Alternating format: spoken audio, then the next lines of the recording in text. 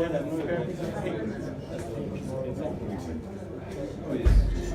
if I didn't take anything. Okay, so I need to take notes.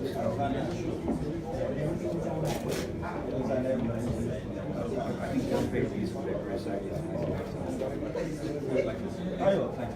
No, I don't see. I really wanted that.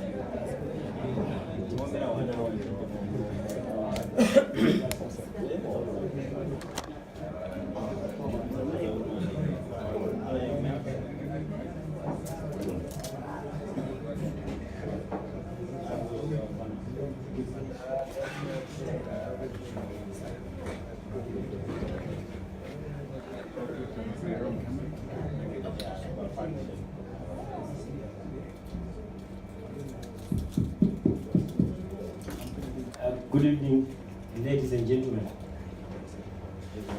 Good evening. Everybody stand up. Evening, sir. Stuart, may I call House to order? Can you call those guys who are inside to come and occupy the front seats so that we kickstart the proceedings? Thank you.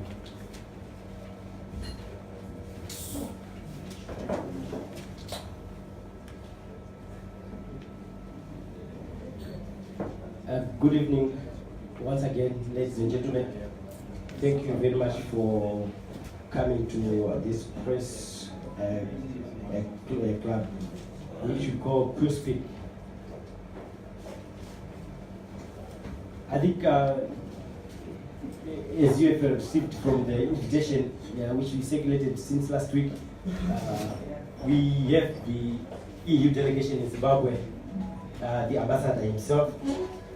He is with us today to talk to us, to meet us, and to get to know him, and him also knowing us. I think it's a tradition for MISA members that we usually we host EU almost every after 3 or 4 months. These are our friends for a long time. So they are very friendly to journalists, and they are not new to this press club. But the ambassador we have got a new ambassador. I don't know if he is still new because he came here in October last year.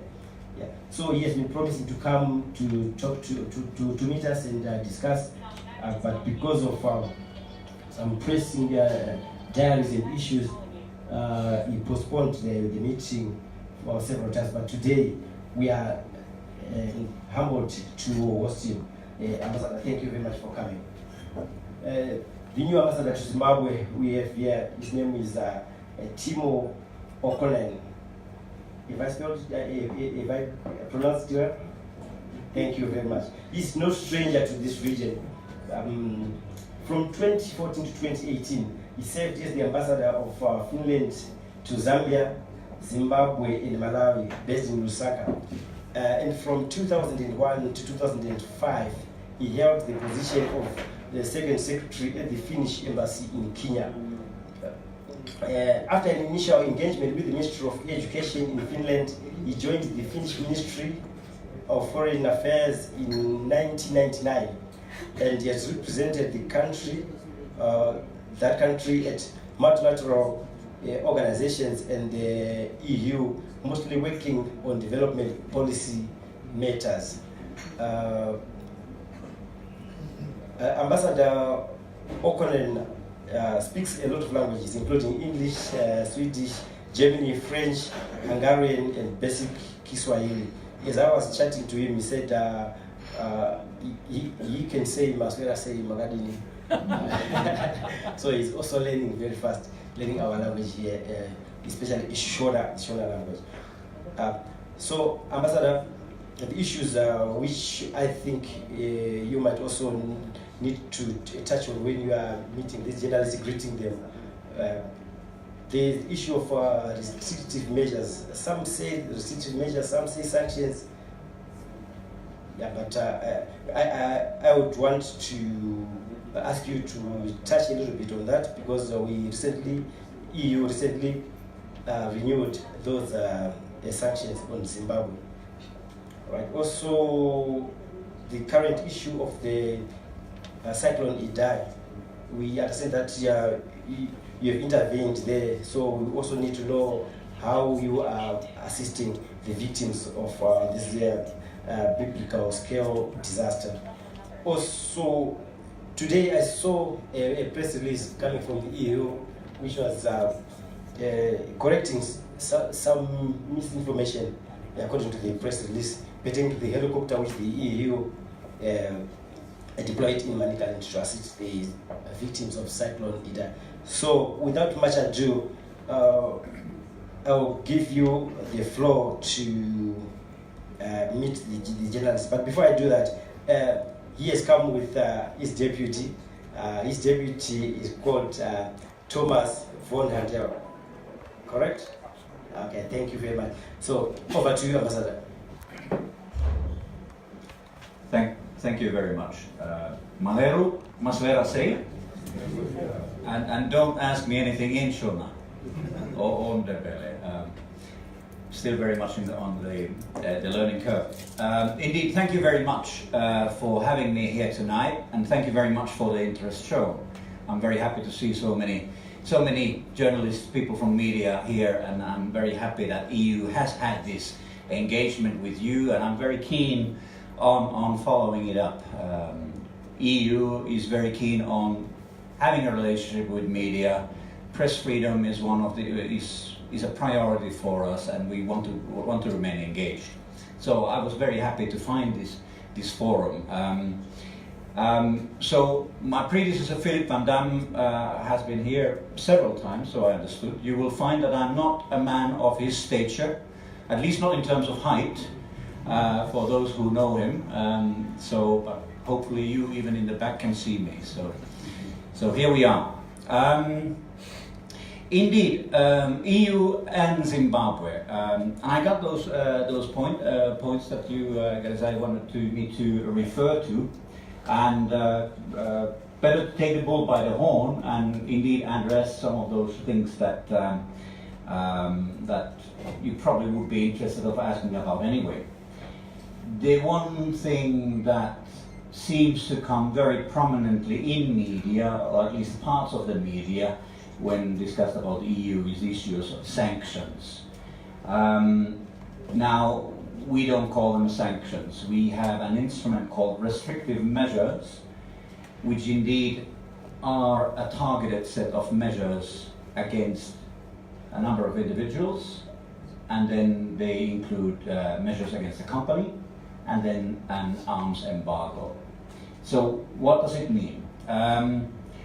As regards individuals, we have active measures at the moment in place only against the former presidential couple, which means a travel ban, a visa ban, a freeze of assets.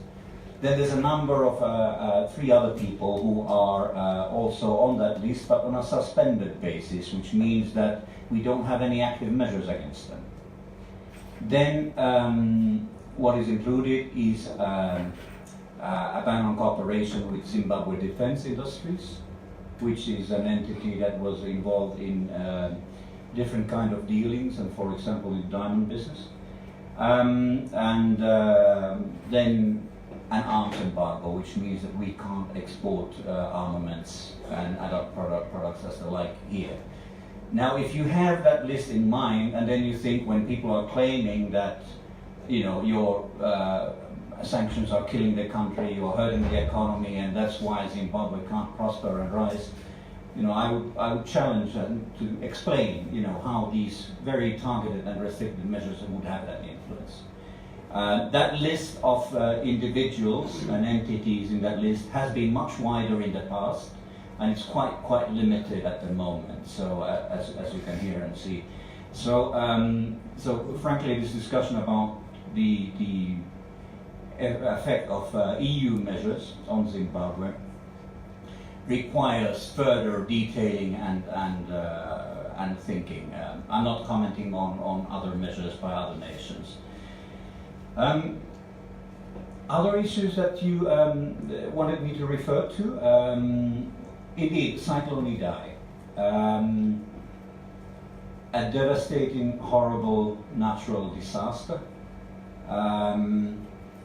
to which EU here in Zimbabwe responded on the basis of the cooperation and the modalities that we already had in place here, particularly the Health Development Fund. Let me put that into context. When I came into the country, I was presented by our head of cooperation with a matrix, a list of EU interventions and activities and development programs, and it was an A3 paper, a big one, printed on both sides and printed in such small print that I could barely read it out myself. I should have brought a copy. I'll bring a copy next time so you can see it for yourselves. And that was all the different EU development projects that we had in this country, and there's quite a number of those, to the tune of approximately 250 million, and even more if you calculate the regional and global programs. And part of that cooperation that we have is to the health sector. Two main other sectors are agriculture and governance. So under this health sector we have a program called the Health Development Fund, and that fund was very quickly then mobilized together with our UN partners to address the situation in the Eastern Highlands, and to first of all the produce of forwarding medicine to the affected areas. Unfortunately, they were stuck in Mutare for quite a while because the access was so difficult. So we mobilized these programs that we had already in place in order to give first emergency relief to the area, together with our other development partners who were funding the programs, and together with UN that were having a coordinating role. Then further on down the line, then we had a new response. 3.5 million euro was given to regional response to Idai, so Malawi, Mozambique, Zimbabwe. And then €500,000 euro then is directed now to Zimbabwe from those operations. We are looking at ways and means of mobilizing more, because clearly the needs are there. But there's also a bit of an issue, a bit of a chicken and an egg situation also, because we need to know what exactly are those needs, and also then to adjust our response accordingly. And we would need to have a request also by the government or by the UN organizations also that we could respond to. Now, this week we have a mission from the EU Humanitarian Office, ECHO, ECHO, in Zimbabwe, exactly looking at those things. In fact, I'm joining their mission on Wednesday. I'm going to join the mission, and hopefully we'll make our way also to Chimanimani and look at the situation there. Larissa, you also asked about our press release today. That was very much linked to the relief efforts on as a consequence what happened with the cyclone and our response to that. So this funding was then used to mobilize a helicopter that will be there to the use primarily by the World Food Programme, but also other partners that need access to the area. I don't know if you have heard the most recent news, but my understanding at least is that it's been raining heavily there, and access that was already open and the roads that were open apparently has become again more and more difficult. So you need to have this air link. You need to have this helicopter, this response. And UN told us that the first most important priority at the moment is access, and that's why that funding was then mobilized to organize for a helicopter on site. So that's now there for the service of getting access to the affected areas. So I think I responded to some of those issues, but I know that the format is more that from you to ask questions, from me then try to answer. And please bear with me, you know, that I indeed, October, I can't say that I'm new in the country anymore, I'm afraid, but there's many things for me to learn about Zimbabwe and from Zimbabwe.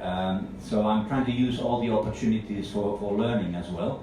And I might not know everything that you might be asking about, but I will sincerely try my best and try to be as helpful as possible. Would that be okay for our starters? Yeah. Thank you. Thank you very much, Ambassador. My apologies, colleagues. I didn't introduce myself for those who I was overwhelmed by my visitors here, our visitors. My name is Karikai Chauza. I'm the chairperson for MISA Harare Advocacy Committee, for those who haven't interacted with me. So, Ambassador, I've forgotten to ask you to address one other important issue, which I think journalists have questions on. When you came to Zimbabwe, you had something in mind. You had some programs which you said you did said. So the issue is there is the issue of elections in Zimbabwe. We had elections last year. The EU Observer Mission did produce a report, and they seemed not to be happy with what happened according to what they observed. So, as you came to Zimbabwe, what did you have in mind, and your perception to this new government? If you address that, I will open the floor to journalists to ask you some questions. Thank you. Thank you. That's a very pertinent question, an important question, because one of the first things on my plate when I arrived here and on my agenda when I arrived in Zimbabwe was indeed the elections, our assessment of the elections and the recommendations of the Electoral Observation Mission. We are obliged from the delegation side to follow up on the recommendations of that EU Electoral Observation Mission. Mobilizing a mission like that is an expensive exercise, and you shouldn't do that. Just launch it, make it happen, and then forget about it.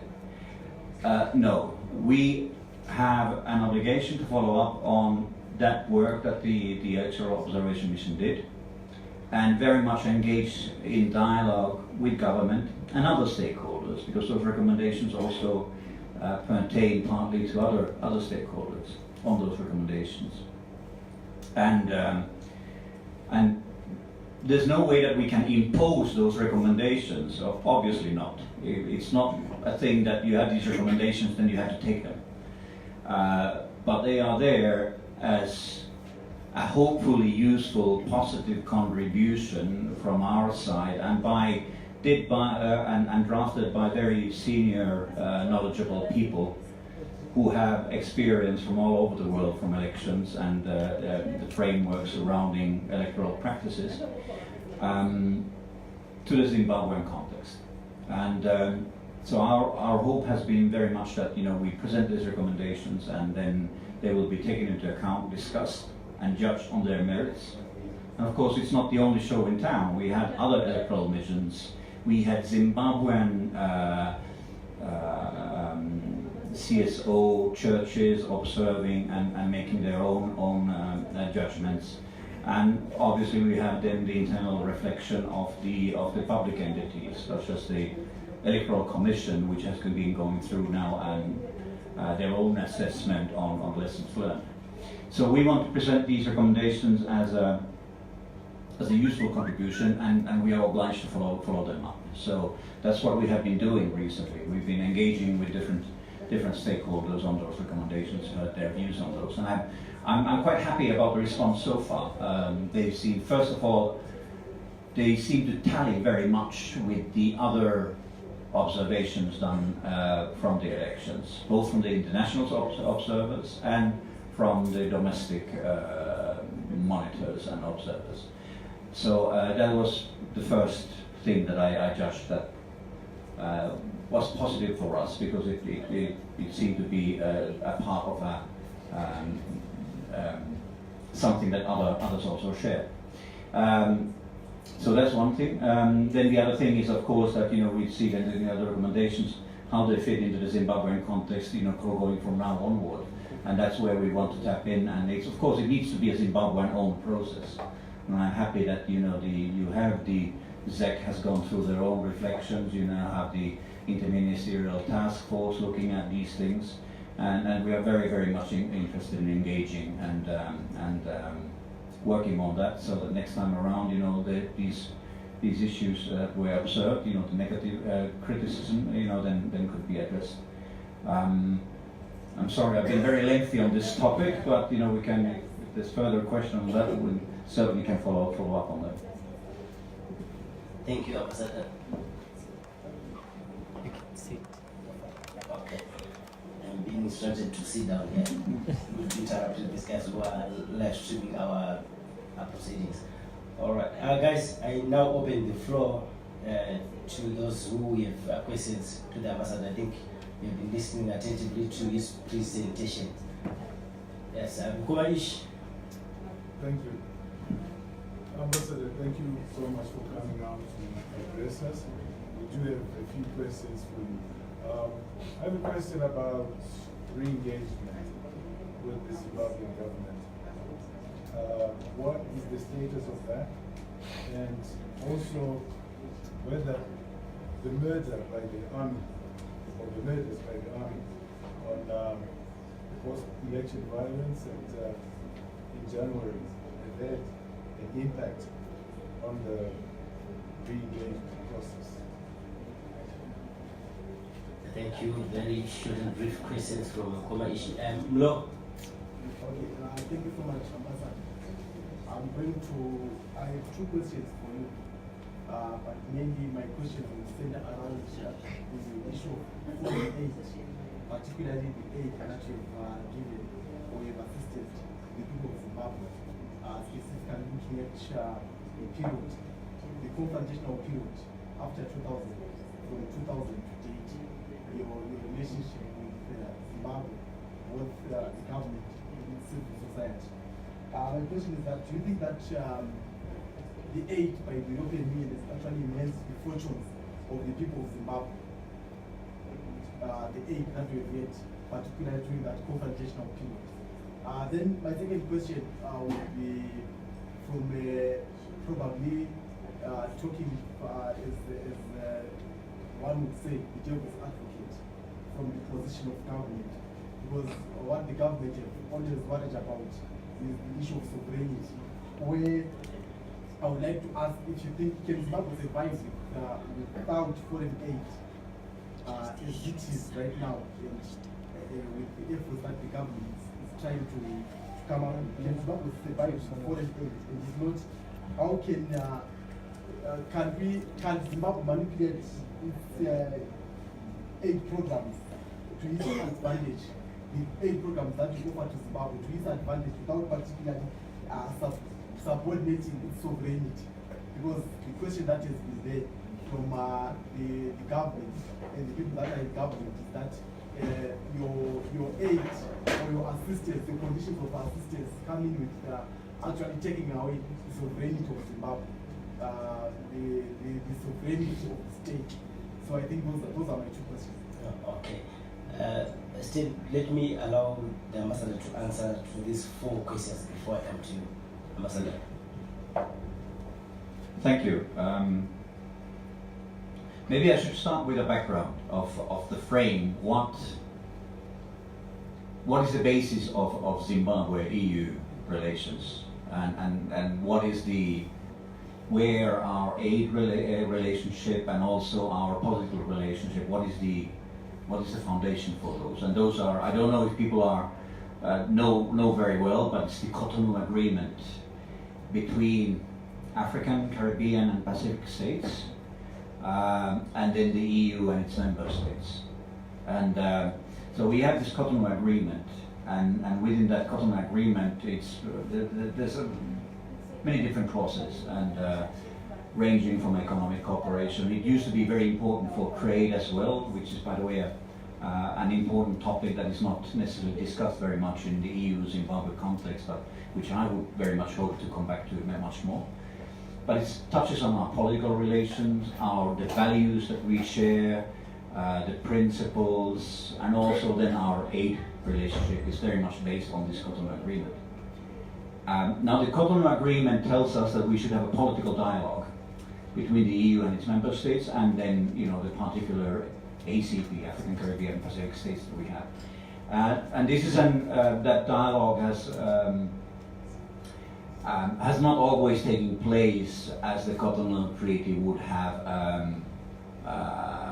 detailed here in Zimbabwe because of the difficult time that we have had in our relationships. But the principle of dialogue is there, and I see it as a responsibility of a diplomat also to have that dialogue going on.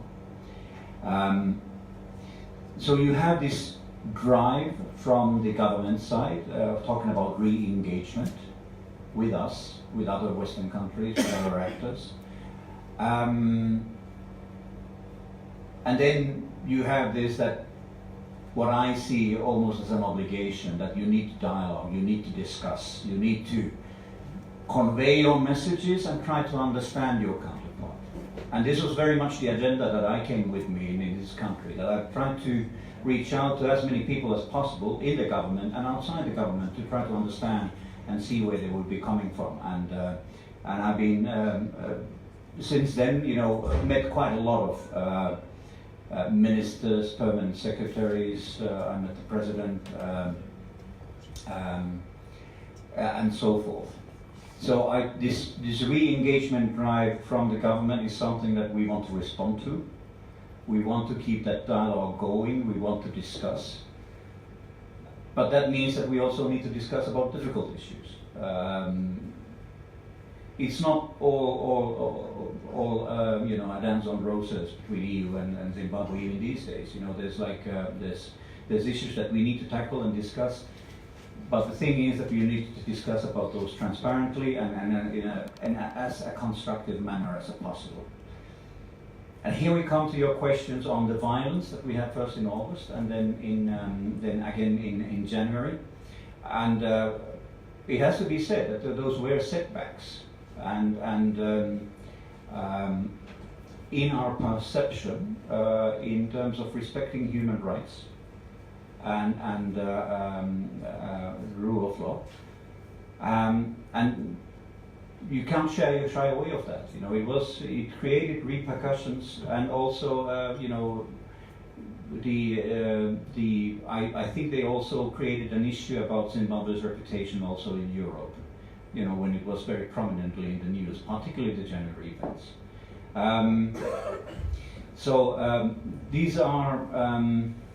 These are issues that we need to discuss, indeed, with the government.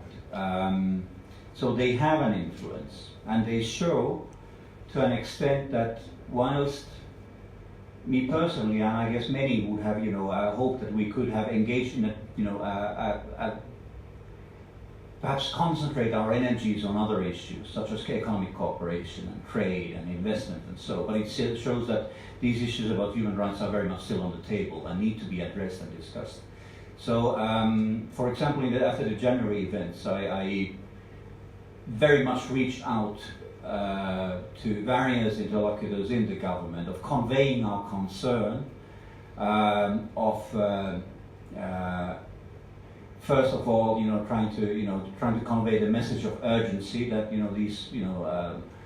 this needs to stop. These violations need to stop, and then later on with the message that there can't be impunity for human rights violations. So this is something that we have been, quite frankly, and I've had good discussions with government interlocutors about these issues. And for example, now when we had this UN human rights Council in Geneva, and then the government basically welcomed the UN to come and look at the human rights violations that occurred in January. I think that's a very positive step, and we are hoping to see that being followed up indeed. On the aid side, reference to the history of our aid, which has gone through different phases, also since 2000s, also very much based on the Cotonou Agreement. And one guiding principle there is that, and which makes the EU a bit of a special partner in terms of our engagements with African, Caribbean, Pacific states, is that we need to agree with the government about how and where we channel our aid. So we can't, from our perspective, we can't just go and, start projects here and there and do as we will and do as we want. No, it's a structured process where we discuss with the government and agree with the government of exactly how we channel our aid. And this happens in the beginning of a multi-annual financial period. We have this multi-annual financial period that flows from the general logic of how the EU functions. The whole EU functions, all of its institutions function on a basis that the member states, the European Parliament, the member states in the Council, the Parliament, and the Commission come together and agree at a certain point in time of this funding for the next 5 to 7 years for all EU operations, our internal agricultural support, the financing of the institutions, etc. And the same applies for development cooperation, which means that we have a multi-annual financial framework for cooperation as well. And for the ACP countries, including Zimbabwe, it's now running from 2014 to 2020. Under that, when we need to then agree with the government about how we channel our aid, and we have what we call an agreed indicative program, a national indicative program with the government, which is to the tune of approximately 250 million euro. And we agreed with the government that it goes to health, agriculture, and governance. So it's something that has been agreed with the government. So in principle, they should be also happy about how we channel it, because they have also approved, where the funding it is going. So the idea of Zimbabwe not benefiting, of not having an advantage of this aid, is a little bit alien, because it has been agreed first with the government, but also it also includes the elements of what we think is beneficial and important for the Zimbabwean people. And so we have then agreed on these 3 sectors. And I was quite happy to find these 3 main sectors in our cooperation. One for governance, because I think that's extremely important for reforms. I'm quite happy, for example, that within this, under this topic, we have, for example, programs that enhance access to justice, that support constitutional alignment processes, including the media legislation, by the way. And then I was very happy that health is another primary focus, and even more so with the recent issues that we have had in the health sector. I'm afraid that that situation would have been worse without the Health Development Fund that EU and other partners, including DFID, for example, are supporting. So I was quite happy to have that as a focus area. And then indeed agriculture. Myself, I'm a farmer's son. I think that agriculture is important as such, as a basis for human life, basically, but also because I recognize that what kind of an engine for growth it could be in Zimbabwe, given the right regulatory environment and and governance, and I was very happy to have that as one main area here. But within these overall headings, like I said, there's a myriad of interventions, of projects in different areas. The idea that our aid wouldn't be eroding the sovereignty of Zimbabwe, I can't subscribe to that at all. Thank you. Thank you, Ambassador, for the clarity. I hope Mkomashi answered it as well. Another round of questions to those who still have some issues. Questions to the Ambassador. Okay, say. My question is, Zimbabwe has gone for more than maybe a decade under restrictions or sanctions. And these sanctions are given on the basis that Sorry. alright, let me go to the question. How helpful is these restrictions or sanctions been in shaping democracy in Zimbabwe? Thank you. Yes. Okay. I just want to seek clarity. Earlier you said outside the first cup, the former first cup, that those are the two on the sanctions list. Say the other three, if you can maybe kindly share the names and maybe go down and explain the criteria maybe used to issue those restrictive measures. Yes, Mulo. Let's give others chance. Then we will come to. Yes, sir. Sorry, I might take you back because I can make some apologies. Yeah, But okay. I don't know how relevant is this. How would you compare the new dispensation and the Mugabe era in the context of free speech? Okay, thank you very much. Maybe let me allow the Ambassador to answer those three questions before I take another round of questions. Thank you. On the question on the restrictive measures, maybe I should also give a little bit of a background of what kind of an instrument they are. They are a highly legal instrument, and they are drafted and agreed upon on the basis that they would be, could be subject of a legal scrutiny.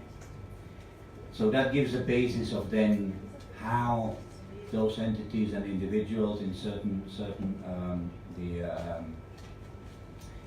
under a restrictive measures instrument would then be included. Yes, the question about who they are, the three other names. So I remind you that these are not on the active list, but on the suspended list. So there's the head of the armed forces is there, and then we have the current Minister of Agriculture, and then we have Vice President Chiwenga on that list, but on the suspended list. So we don't have an active list. They are not on the active list, so there's currently no active measures on these three persons. So so coming back then again on the nature of and how these kind of instruments work, is that you need to find from open sources enough evidence and reasons to add people on that list. So we are now referring to what has been happening in the past. So people that have been linked to issues about violations of democratic principles and human rights. With time now, then that list has got much shorter, and it has shrunk. So it's much shorter than it used to be.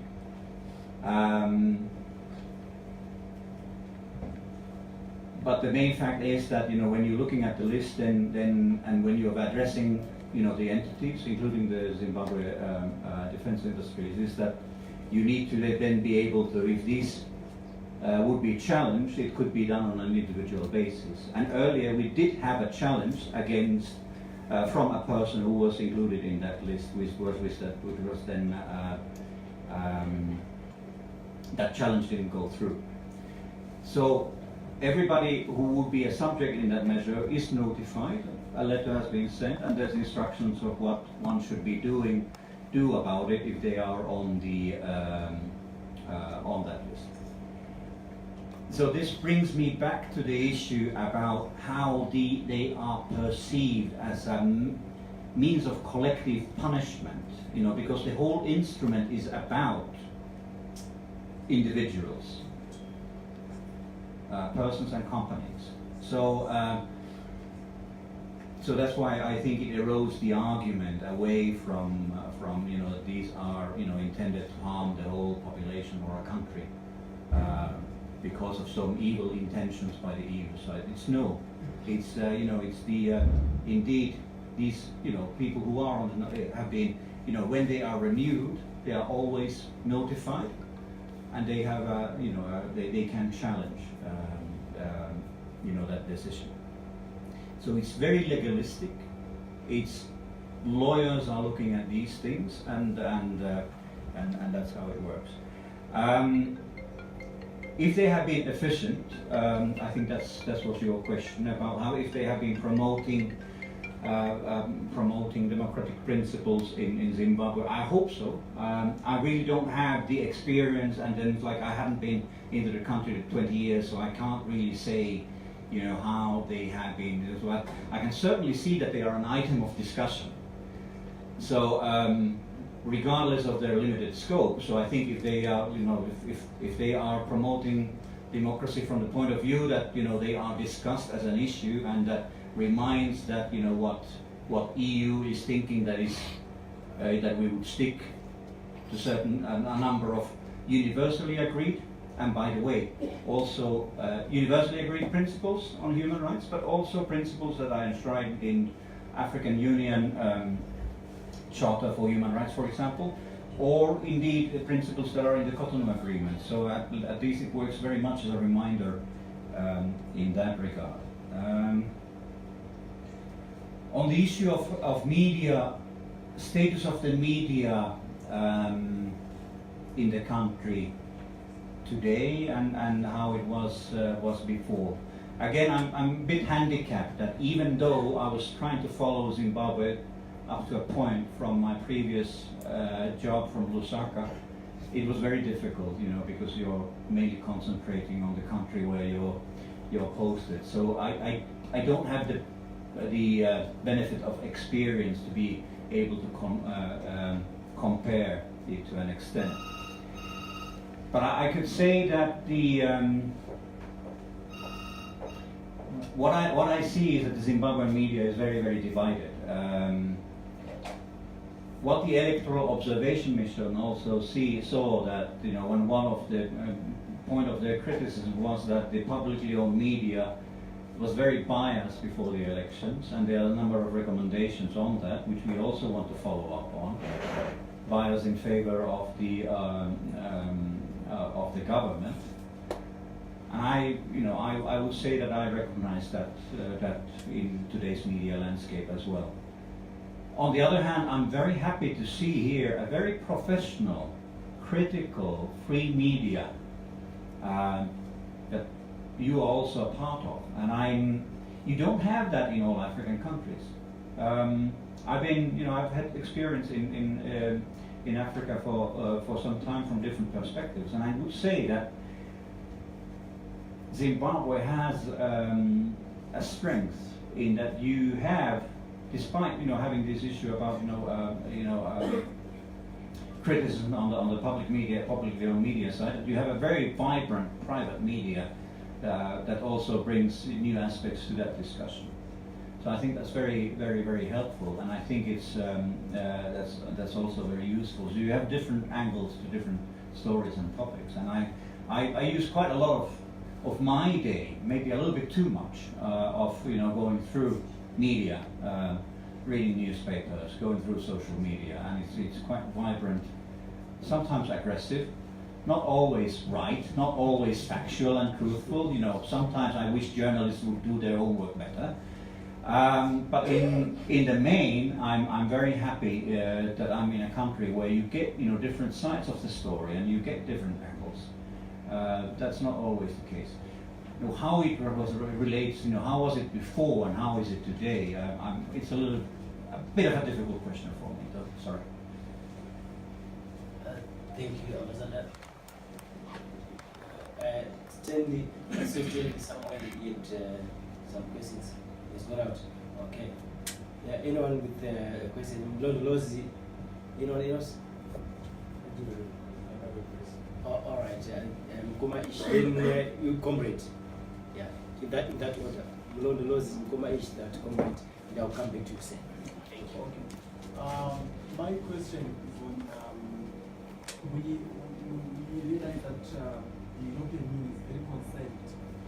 The previous ambassador, particularly, was very concerned about the issue of forced disappearances. And since the 9th of March, we had journalist and activist Cyclone was taken away by suspected state agents, and to this day, he has not been seen. How do you think have been the efforts of government in trying to actually investigate into this matter, given the pressure that the EU has put? And what is your message to the government concerning the Cyclone issue? Yeah, my question is about some complaints in some quarters that Zimbabwe is held to higher standards than other African countries. We have examples of Kenya, where a lot of people died in post-election violence, 2008 I think it was, and we have a very dictatorial government in Uganda, and I think in Rwanda as well. But these people get the support of the West, and they're not held to account. But some people complain that if Zimbabwe does anything, no matter how minor it is compared to the others, it is judged more harshly. And another question is about ITER. You did mention that you would respond to requests from the government for assistance. Are you saying that up to now we have not received any request for assistance from the Zimbabwean government in dealing with that cyclone? Comrade. Can you say that sanctions are not responsible for Zimbabwe's dealing with money? But my question is, I want to ask is, what measures and policies are you doing to assist Zimbabwean government? Are you availing any special funding to assist Zimbabwean government in managing this kind of conflict? If you may attempt those 4 questions, I'll come to you, sir. Right, there was quite a few. Right, so forced disappearances, and indeed disappearance of Itai Zamara. We had recently the sad anniversary of his disappearance, which we also marked in the social media, also signaling from our side that we have not forgotten about his disappearance. And unfortunately, we had then similar events now in January about people disappeared, and then so this is a sad streak in Zimbabwean history that you have these kind of events, and this is part of our dialogue also with the government, that we have been saying that there can't be impunity. You need to follow up on these issues. So this is a constant message that we have in our engagements with government. I hasten to add that human rights are not the only issue that we discuss about the government. With the government, we discuss about a range of issues, including economic cooperation. But human rights are there, and there's an understanding that we need to tackle these issues also that stem from the August and January events. And the government has also committed themselves that they will be following up on the recommendations of the North Atlantic Commission which is very pertinent also to the January events. But on the forced disappearances, indeed, we remember the anniversary of Mr. Zamara's disappearance, and indeed it's an issue that, with the other violations, we are also bringing to the attention of the government, and our call is that there shouldn't be any impunity, and for God's sake, no repetition of similar kind of events. So it's important. Right. Complaints about higher standards, Zimbabwe than other countries. It's not an easy question. Country situations are different. The histories of countries and their relations, in my case with the EU, are different. Where we are coming from, there are different situations, but I'd say, prior to 20 years ago, Zimbabwe was from, or let's say, Zimbabwe is has a history that merits for itself that it could be judged by high standards. So that's why I think these kind of issues and the violations of the past have been difficult for our relationship, the human rights violations. Again, January, again August, the events in August were a setback because the elections, there was a number of flaws and not everything was perfect, but everything had gone quite peacefully until then, so it was an important setback. Then again, the January events were quite a bit of a shock. The fact that we need to continue addressing these issues and discussing about these issues. I would not say, for example, that addressing and discussing and condemning the events of last January would be of putting the bar very, very high for Zimbabwe. I think these kind of events would need to be addressed wherever they would occur. Many people, for example, in the social media are coming to me with questions about France and the Yellow West protest and so forth, and saying that don't we have double standards? Why are we criticizing violations here? But the situation in France is discussed in Europe. It's discussed in the European Parliament. But to criticize and to try to look at the human rights situation in Paris is not part of my job. My part of my job is to look at what is the situation in Zimbabwe. Similarly, I've been saying this in the discussions, for example, in an interview that I had recently, that if African ambassadors in Europe would want to take the same approach and look at human rights issues in Europe, I think it would be a healthy approach. Why not? It's the universal principles that we all adhere to, and the standards should be the same for us. So I think that would be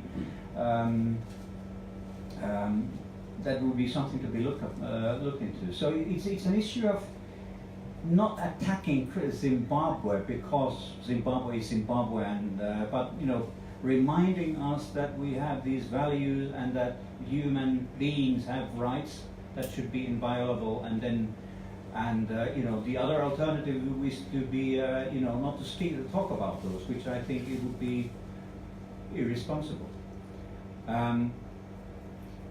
Comparing to other countries, it's a difficult question,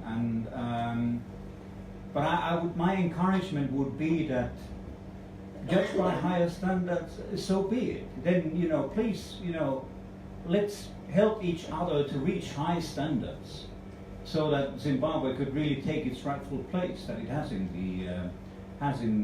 the region and in Africa. And I think the EU is a willing partner, and that's part of our support, even also financial support. That's why we are in constitutional alignment. That's why we are in access to justice. That's why we have been supporting, for example, public financial management on this issue.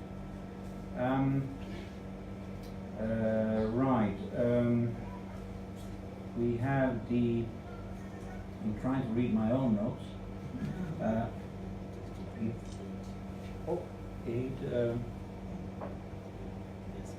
Oh, the ailing economy, and you know, if our aid is in support of that, and that was a question about how we support the government, how we support Zimbabwe and the economy. And what measures are you taking? Policies are you taking Sorry? to assist? What measures and policies are you taking to assist the government? Right. Okay. One of my favorite topics. Like I mentioned, there was everything that we do. Well, practically everything that we do has been agreed with the government. Like I said, it's the multi-annual financial framework, it's the national indicative program. We have agreed upon those main sectors and focuses with the government when we started our cooperation, and we are in constant contact with the Ministry of Finance, that is our main interlocutor on our programs. Anytime we have a substantial change, I'm obliged to write a letter to Mr. Gua Matanga, Permanent Secretary, of asking for their okay or approval for this or that change, major change in our programs. So it's all quite transparent and agreed upon. So so it's done with the government. Not to the full extent. We also have cooperation with the NGO community. Obviously, a lot of our aid goes through CSOs, but even that has been agreed with the government that this is the way we operate. So for the government, we have technical assistance, particularly the Ministry of Finance, Ministry of Justice, for example, are benefiting from technical support that we are giving through experts that work in these government entities and with them. And we hope that it's going to a good use. But I think what I think I get from your question is the economic aspect, and if it's supporting the country economically. Here I would refer to our support to agriculture. We have, our investment in agriculture is approximately 80 million euro. That's how much money we have put into agriculture. And the idea with that support, to a very large extent, is to make it competitive, make it private sector led, help it to become an engine, maybe not the only engine, but an engine for growth for Zimbabwe. So we are looking at land policy issues. We are looking at audits, for example, to solve the somewhat messy situation that is on the ground about the ownership situation and how agricultural properties don't function as collaterals at the moment. We are looking at livestock value chains. We are looking at how to help them and the producers to be more competitive on the regional markets and eventually also on the European one. We are looking at food security issues within agriculture. So all these things I hope will have an economic benefit. Plus, and I'm very happy because this question, because it lets me make a link to an issue that I would have loved to talk about more extensively even, is trade. That's in Zimbabwe is special in a sense that it has a free trade agreement with EU since 2008.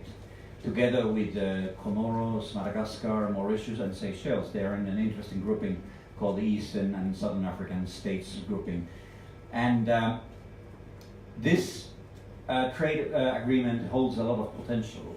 Zimbabwe has a right to export duty-free, quota-free to the European markets. And what is interesting is that even though Zimbabwe has a huge trade deficit in general, it has a trade surplus with Europe. Zimbabwe enjoys a trade surplus in its trade with the European Union, which is quite remarkable because EU, the single market, is the third biggest economy in the world, and Zimbabwe enjoys a trade surplus. Now the amounts are not mind-boggling because it's the trade between the EU and Zimbabwe is approximately only 5% of Zimbabwe's whole trade. But Zimbabwe enjoyed in 2017 a 256 million euro surplus in its trade. And it's agricultural produce mainly. And I think this is a message for hope for me. So because this could be expanded upon, this could be built upon. And I think more than aid, I think the future really is trade and investment. If we could expand on this, it could, bring these long-awaited export revenues. It could help to boost the economy. Put Zimbabwe on a track of growth, real growth. But there's a need to address these bottlenecks of the whole regulatory and environment around it. There's been a question by Ish pertaining to your practical intervention in Cyclone disaster. He says, yes, how it functions normally in these humanitarian operations, that you have an appeal. You might have registered that a couple of weeks back we had a UN-led appeal for the food security situation that is expected in Zimbabwe.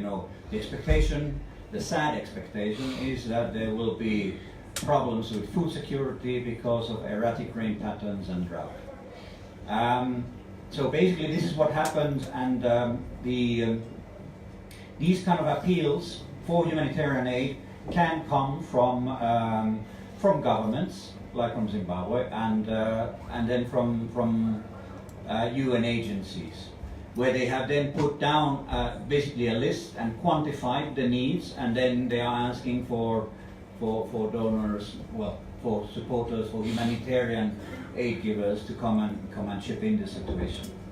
I've seen a letter of appeal from Chipinge town. Mozambique, the government has made an appeal, but maybe somebody can correct me if I'm wrong, and I haven't gotten the most recent news, but I'm not aware that the government has yet made this kind of an appeal.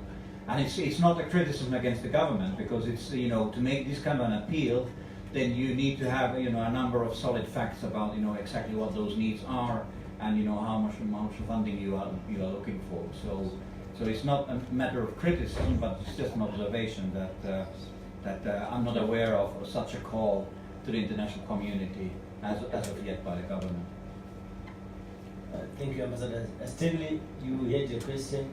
Then after you, this comrade who seated here, and Riga, in that order. Thanks. Just two quick questions, Ambassador. I'm sure in your meetings or interactions with government officials, they might have asked you what is it that they have to do for you to recommend or sit on your desk and write a letter to Brussels and recommend the removal of sanctions. In your own words, what is it that Zimbabwe has to do for you to write that letter to Brussels, recommend the removal of sanctions? And my question number two, you have been signing economic partnership agreements with African countries. How fair do you think it is for Europe to negotiate as a bloc with individual African countries, some of them which in most cases don't have technical abilities to really understand sometimes what they are signing for, or even to understand the agreements or what they are getting themselves into? Thank you, Stanley. It's just a follow-up on the media recommendations that you alluded to. I just wanted to find out from you, how do you treat the supposition that there is no willingness from the government to institute media reforms, as well as in a country where there is one television station, and how do you think democracy will prevail in such circumstances? Riga. Yes, Ambassador. The opposition has been calling for quality of dialogue with government, especially to discuss issues around the disputed elections. Do you think the EU can play a role around that discussion? Ambassador, if you may address these three questions, 3 or 4 questions. Right, thank you. If I have been asked, to what needs to be done in order to remove the restrictive measures, in fact, that's the first time I've been asked that question. Normally the message is, remove them, sanctions are illegal, take them away, that's the message that I usually am hearing. So it's So it's quite interesting to have that question. Unfortunately, I can't give you a straightforward answer because that comes back to the nature of that instrument, which is very legal. It concerns individuals. It concerns business entities and indeed the arms embargo there. So it's more about a question about, you know, that relates to the details in that decision and how all of those entities are perceived by the decision makers, obviously based on the observations on the ground. But overall, I would then say that, you know, these kind of events like in January definitely don't help in a situation where you want to move into a different direction. You're talking about the restricted measures, but then it's based on the overall situation, which then influences the legal thinking as well. So it's, for example, if we address, for example, the issue about the Zimbabwe defense industries, which is one of there's many questions around about that entity and its activities and its topics of what is it doing, and, you know, about its history and involvement in a number of issues, and, you know, what is the status now, and it's quite opaque, and you know, one can't really answer, and then, you know, then it's then that influences also then the thinking of lawyers. The other thing is about the arms embargo. When you had then the events in January, which is basically what I'm referring now when I said about, you know, the January events. You know, it doesn't help, you know, when you're thinking about, you know, relaxing or ending the arms embargo instrument, when you have the security forces using live ammunition. So. But it's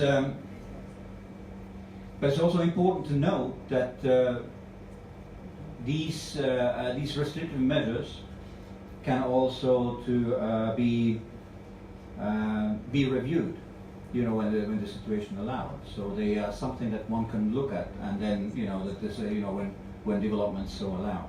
And this is something that our High Representative Federica Mogherini also mentioned in the press event when these issues were referred to. So it's something that's always possible, and not only as part of the annual exercise when we are looking at the restrictive measures. But I think it's honestly they are blown out of proportion. It's like I realize the interest and the political attention that they are gathering, but I think it's not really the issue in Zimbabwe-EU relations that I would want to see as prominent. And I'm, you know, very sad if they are perceived as a huge obstacle, because, like I said, there's all these opportunities in trade. There's you know, what we are doing in the cooperation side, etc. EPAs. Okay. This is a bit of a pet topic for me, because I was working on the EPAs, the Economic Partnership Agreements, when I was in Brussels, working then for the Finnish government, but working very much on this topic. And I think people need to remember where we are coming from and why these EPAs as instruments exist. Now, EU had very special trade relations with these African, Caribbean, Pacific states, many of them former colonies of European member states. And they were built, you know, the whole trade relations were built in the 60s and the 70s, and the idea was to safeguard parts of our special relationships. So there were quotas for sugar, for Mauritius this amount, from Mozambique that amount. There was a guaranteed price, by the way, which was very much linked to our own internal functioning within the EU, because the guaranteed price, for example, for sugar was the same as the European sugar producers were getting. So you had this arrangement which is very convenient, and I do acknowledge it had many developmental aspects because it had guaranteed quotas and prices for producers from ACP countries, which guaranteed them stability and predictability in their trade. Alas, the problem was that they were not WTO compatible. They were against free trade, competition, so there was a need to dismantle because there was no justification that was WTO compatible to continue with those trade arrangements. You had countries like Brazil complaining, you had many other, about sugar for example, which is a topic that I'm a little bit more familiar than others, but there were rice and whatnot, many other produce there as well. So what it meant is that we needed to dismantle the arrangement. And now, roughly then the ACP countries fell into two categories from a trade perspective. Ones that were least developed countries according to a UN definition, for which the WTO granted the exception that for those you could give duty and quota-free access to the European markets. And these countries were then not very interested in negotiating new trade deals with the European Union because they had the benefit of access to markets regardless. So this is, for example, the situation in your neighbors, Zambia, Mozambique. So there's no drive, no need to negotiate a trade agreement because you already have that unilateral act from the EU side to provide for those benefits. Then there were countries that were not LDCs, including Zimbabwe, including Kenya, that were then very eager to negotiate EPAs because otherwise it would have meant that if you would not have had another trade deal, then you would fall on the general preferences, which would have meant that you would have had trade barriers. You would now have tariffs, customs, if you wanted to export something to the EU. Now, this EU never wanted this. There was no interest in having new trade barriers, even for these countries that were not LDCs.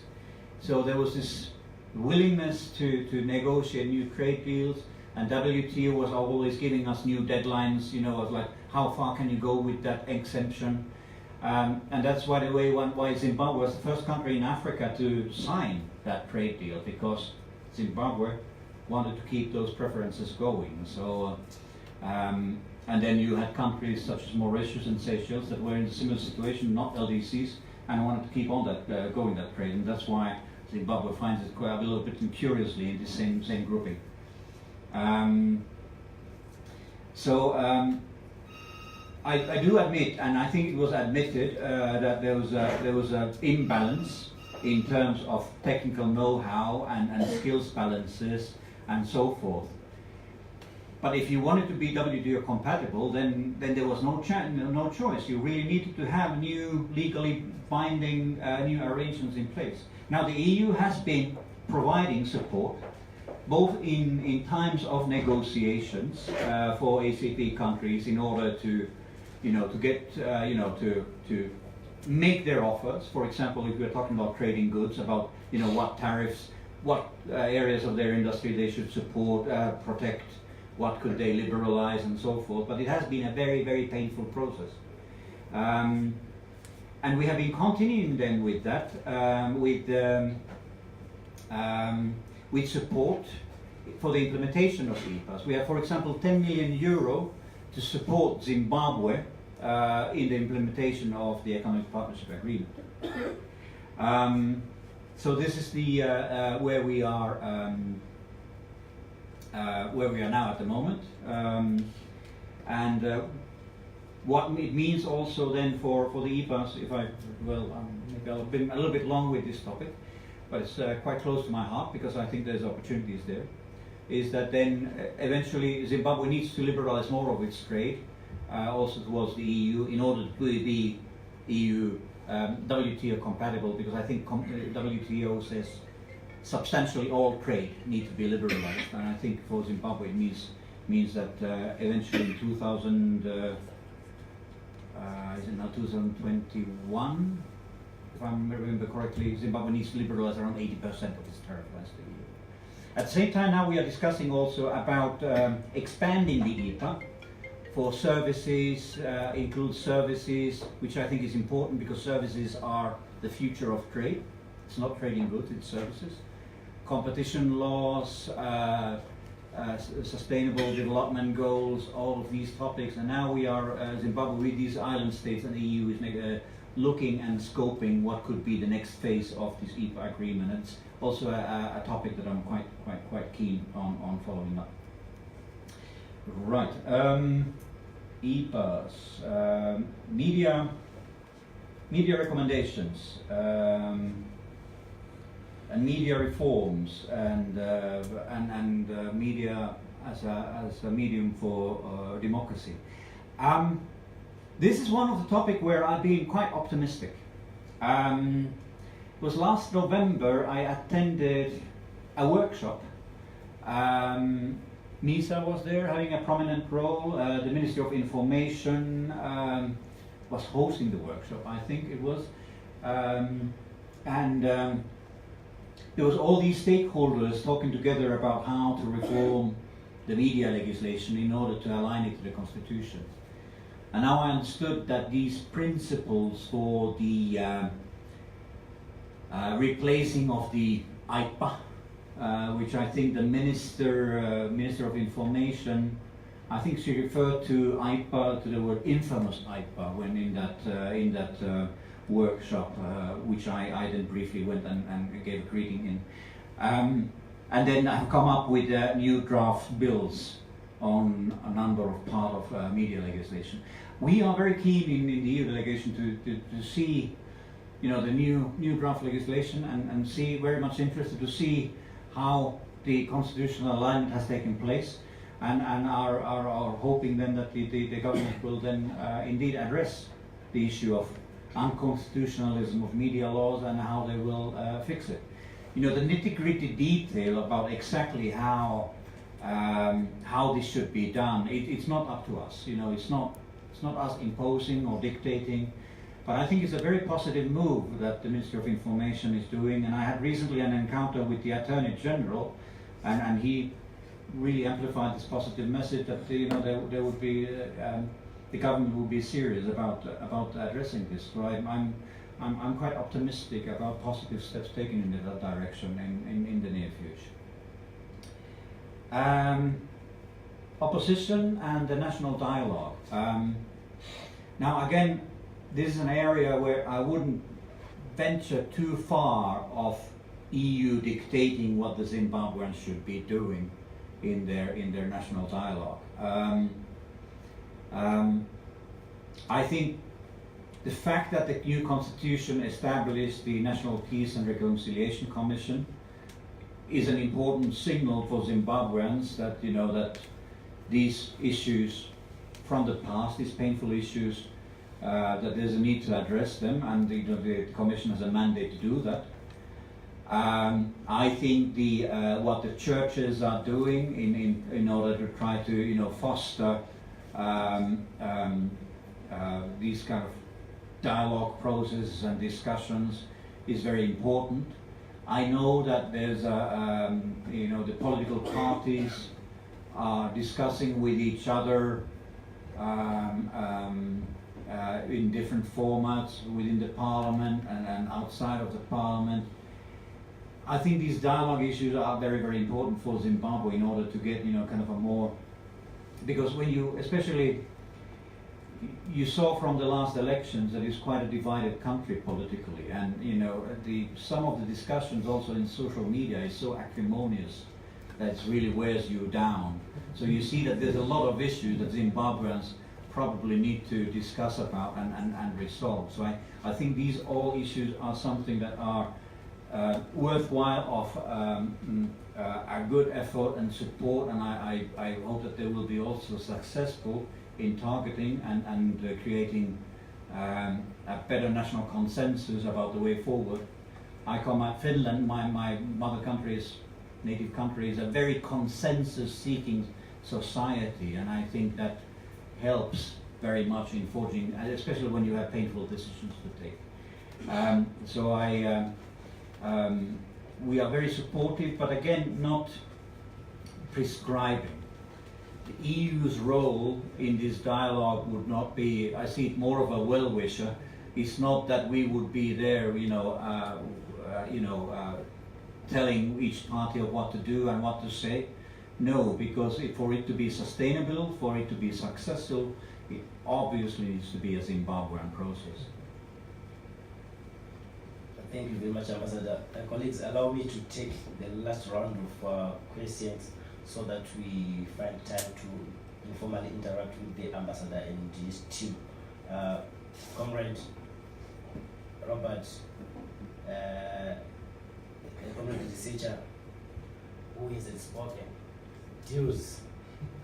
I think I need to order another beer. Sure. No. Okay. In that order, comrade, then Robert, deals, and lastly, the comrade. Thank you very much. Thank you very much, sir. My question is, after giving Zimbabwean aid or funding, do you do a follow-up and see if the funding is used correctly? And if you do, can you please tell us to what extent has the government used the funding or aid? The second question, on your tweet of 2nd February 2019, sorry, it was a comment, you said corruption undermines democracy. Blah, blah, blah, blah, blah. But my question is, does the government, the new dispensation, manage to fight corruption effectively? That's it. Okay, thank you. Ambassador, I just want to find out if there is an individual or an entity which is on targeted sanctions or restrictive measures that has appealed to the bloc, and what has been the response, and if they are not following that channel legally, what might be the reason? Yes, Jinsan.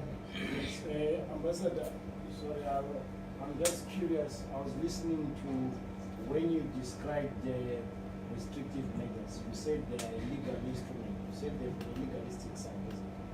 And you mentioned few individuals that are on the list. My question now, with my limited understanding, is that does that imply or suggest that somebody who is on that list, if they enter EU territory, they might be handed over to the International Criminal Court, for instance? Where does the legalness come in when you are dealing with such things? That's all. Jules. Yeah, I just want to understand that from the human rights perspective in Zimbabwe, nothing is really improved. So I just want to understand if you have any other instruments in place besides sanctions or restrictive measures, which you can put in place so that the human rights side of things actually. Lastly, but not least, yes. I think I missed something still on the media reforms. How do you see a country or a state that has one killing station having democracy prevailing? Okay. Thank you, colleagues. I'll allow the ambassador to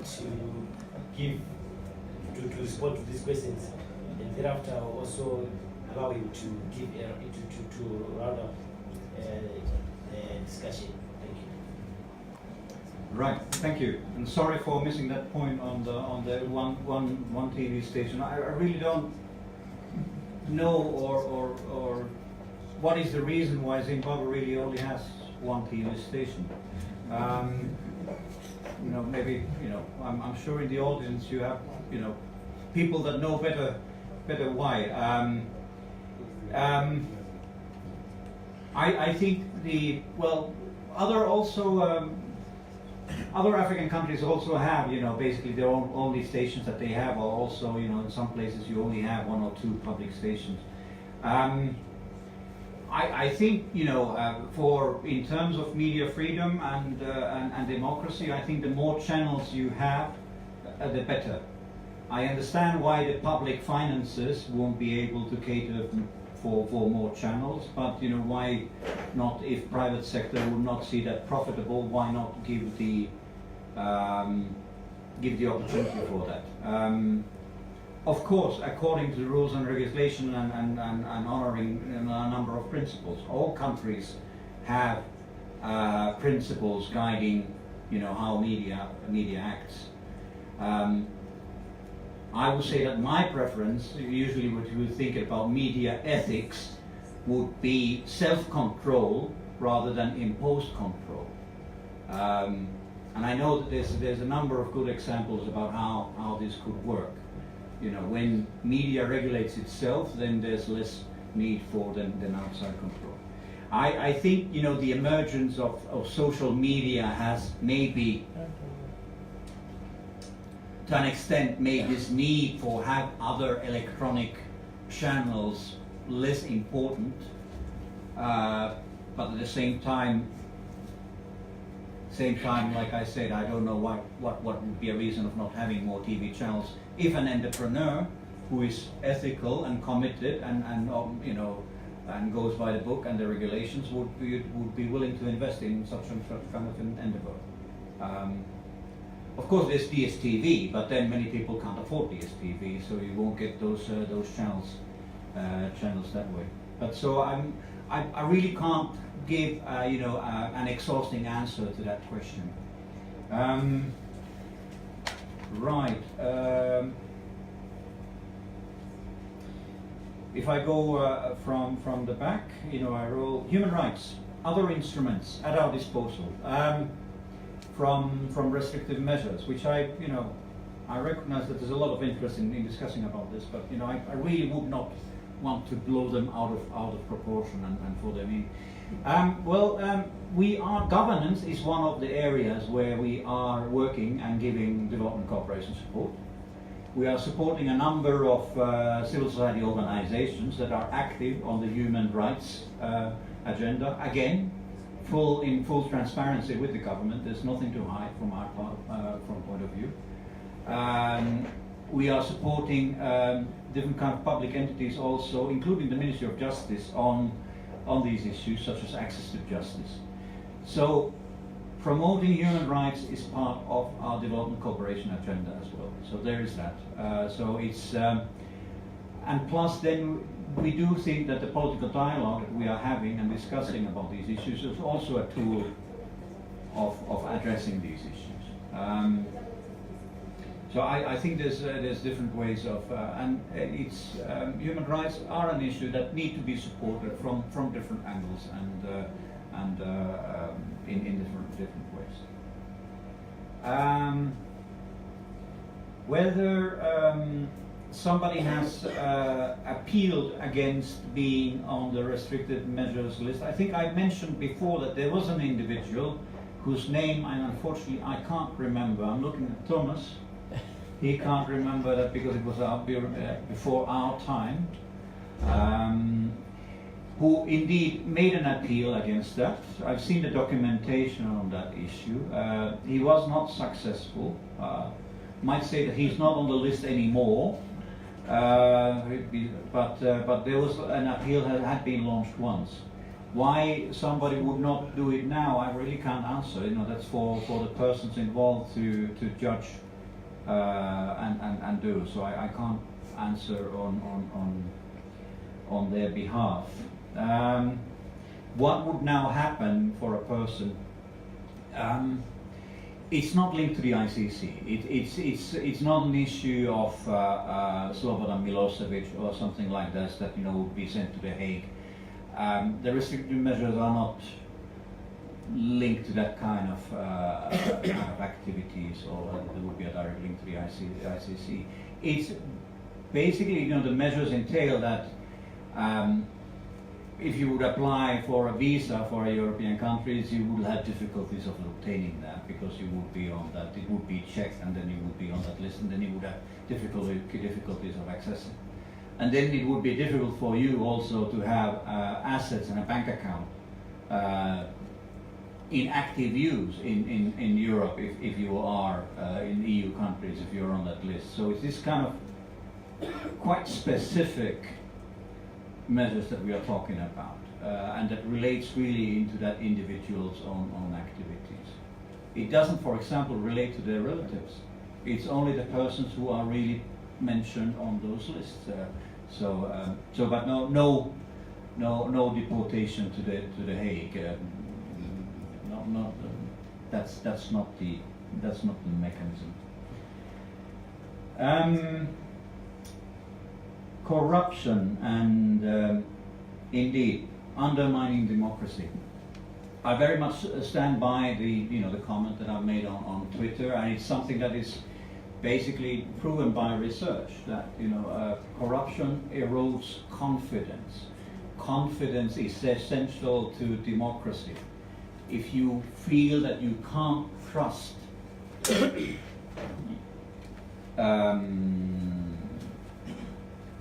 another person, be it in the private sector, be it in the public life, because of unfair treatment resulting for corruption, then it erodes the whole fundamentals of the society and how it works. So I think it's quite simple as that.